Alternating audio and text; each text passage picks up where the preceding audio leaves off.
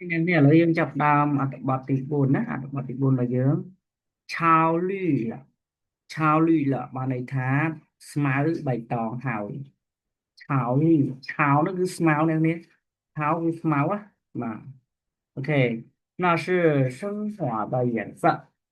បាទនោះគឺជាពណ៌នៃជីវិតនិយាយគួយនោះគឺជាពណ៌នៃជីវិត OK 花开了，花开了，咖喱开นะ，OK，那是大自然的礼物và nước cái chia và cả đố pi thoa mà triệt nó chân tạ chữ là nó cứ thoa mà triệt OK 生活中不缺少美不缺少美生活中នឹងបានន័យថាក្នុងជីវិតក្នុងជីវិតគេអត់ប្រើ生活里គេប្រើ生活中ក្នុងជីវិតណា不缺少美មិនខ្វះភាពស្រស់ស្អាតនោះទេបាទអឺ缺少ហ្នឹងគឺមកថាខ្វះខាតអញ្ចឹងដល់ពេលពុ缺少美មិនខ្វះភាពស្រស់ស្អាតទេ缺少的是发现美的眼睛បាទអ្វីដែលខ្វះខាតនោះគឺភ្នែកបាទសម្រាប់ស្វែងរកភាពស្រស់ស្អាតអូខេ只要有心ឲ្យតែមានបេះដូង生活中的每到处都是បាទអញ្ចឹងឲ្យតែមានបេះដូងបាទឬក៏ឲ្យតែមានចិត្តបាទភាពស្រស់ស្អាតនៅក្នុងជីវិតមានគ្រប់ទីកន្លែងបាទតោឈុហ្នឹងគឺគ្រប់ទីកន្លែងតោឈុអូខេ生活的态度要自己选择បាទអាកប្បកិរិយានៃជីវិតត្រូវជ្រើសរើសដោយខ្លួនឯងបាទ选择ជ្រើសរើសណា因此ដូច្នេះហើយ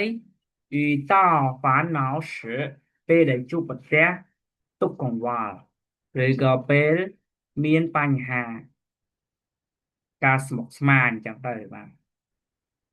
你应该想一些办法，让自己从不高兴的心情中走出来បាទអ្នកគួរតែអឺគិតអំពីវិធីសាស្ត្រមួយចំនួន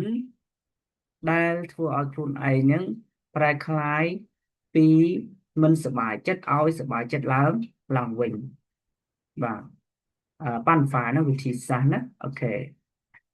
窗外是什么样子窗外បានន័យថាក្រៅបង្អួចអញ្ចឹងពាក្យវាពេញគឺឆ្វងហួរប៉ុន្តែដល់ពេលគេប្រើពាក្យថាឆ្វងវាយអញ្ចឹងបានន័យក្រៅបង្អួច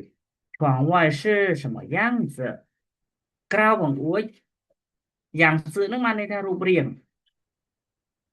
ដល់ពេលកន្លែង什么样子ហ្នឹងយើងអាចនិយាយបានថា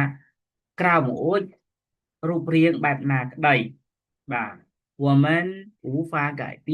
ពួកយើងគ្មានវិធីកែប្រែទេឧហ្វាឧបានន័យថាគ្មានណាឧហ្វាគ្មានវិធី改变កែប្រែ但是我们可以选择站在那个窗户前ក៏ប៉ុន្តែពួកយើងអាចជ្រើសរើសឈរនៅខាងមុខទីតាំងបង្អួចណាមួយណាចឹង窗户前នឹងខាងមុខបង្អួច OK，好的，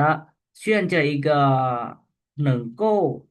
带给我们快乐的闯步。ជ្រើសរើសដែលជ្រើសរើសបង្អួចណាដែលធ្វើឲ្យពួកយើងជ្រើសរើសបង្អួចណាមួយដែលធ្វើឲ្យពួកយើងសប្បាយរីករាយ这样才能对心情选对生活的态度បាទមាន态度ឯណា态度បាទបែបនេះទើបធ្វើឲ្យបែបនេះទើបអាចបាទជ្រើសរើសត្រឹមត្រូវចំពោះអារម្មណ៍ខ្លួនឯងជ្រើសរើសអាកប្បកិរិយាត្រឹមត្រូវសម្រាប់ខ្លួនឯងបាទអញ្ចឹងអ្វីដែលគេចង់បង្ហាញយើងនៅក្នុងអត្ថបទទី4នេះគេចង់និយាយអំពីយើងត្រូវចេះធ្វើខ្លួនឯងឲ្យសប្បាយណាអូខេ ទី5 ជាគៀនគួយគេ